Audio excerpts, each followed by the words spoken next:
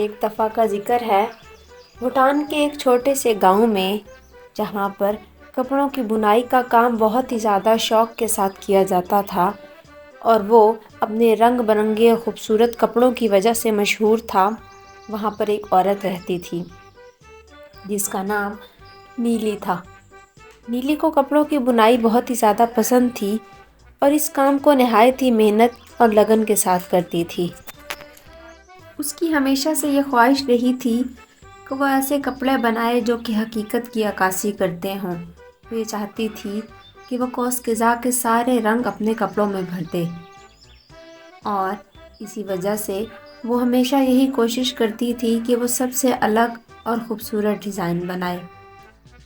ایک دن جب وہ اپنے کمرے میں بیٹھی اپنے بننے کے کام میں مشغول تھی تو اچانک کمرے میں ایک روشنی نمودار ہوئی اور پھر اچانک ہی اسے اپنے سامنے ایک انسان کھڑا ہوا نظر آیا جس نے اسے یہ بتایا کہ وہ پہاڑوں کی ایک روح ہے اور وہ پہاڑوں میں موجود ایک ایسی چرخے کے بارے میں جانتی ہے جو کہ جادوئی چرخہ ہے اور کسی بھی قسم کی چیز بن سکتا ہے۔ وہ حقیقی چیزوں کو استعمال کرتے ہوئے نہایت ہی اعلیٰ بنائی کا کام کرتا ہے۔ تو نیلی یہ بات جان کر بہت ہی زیادہ خوش ہوئی۔ اسے لگا کہ شاید وہ چرخہ حاصل کر کے وہ اپنا سب سے الگ کپڑا بننے کا خواب پورا کر سکتی ہے۔ اسی لیے اس نے اس سے کہا کہ کیا وہ مجھے یہ بتا سکتا ہے کہ وہ چرخہ اسے کہاں پر ملے گا؟ تو پہاڑوں کی روح نے اسے چرخے کے بارے میں بتایا جو کہ دور جنگلوں میں بیچوں بیچ ایک خفیہ جگہ پر موجود ہے۔ تو نیلی اس روح کے ساتھ مل کر اس چرخے کو ڈھونڈنے کے لیے اس سفر پر روانہ ہوئی۔ وہ دونوں راستے میں کئی مشکلوں کو پار کرتے ہوئے آگے بڑھتے چلے گئے اور آخرکار وہ اس غار کے سامنے پہنچے جہاں پر وہ چرخہ موجود تھا۔ نیلی جب آگے بڑھی تو اس کی خوشی کی انتہا نہ رہی کیونکہ وہاں پر ایک نہایت ہی خوبصورت چرخہ موجود تھا جس میں سے بہت ہی زیادہ روشنی نکل رہی تھی۔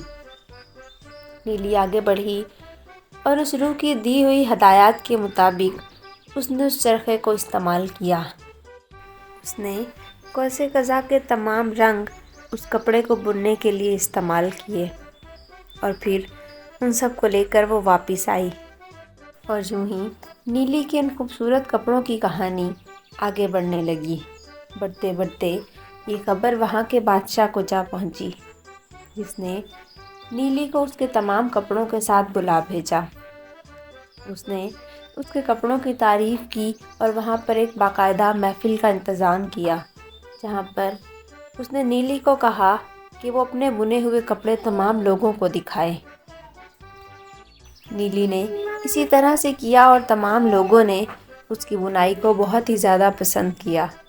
اس کے بعد اس کا کاروبار بہت ہی زیادہ چمکنے لگا اور وہ یوں ہی لوگوں کی خواہشوں کو کپڑوں میں بنا کرتی تھی۔ لوگ اس سے اپنی خواہش کے مطابق کپڑا بنوانے کے لیے آتے تھے اور اپنی من پسند کا کپڑا لے جاتے تھے۔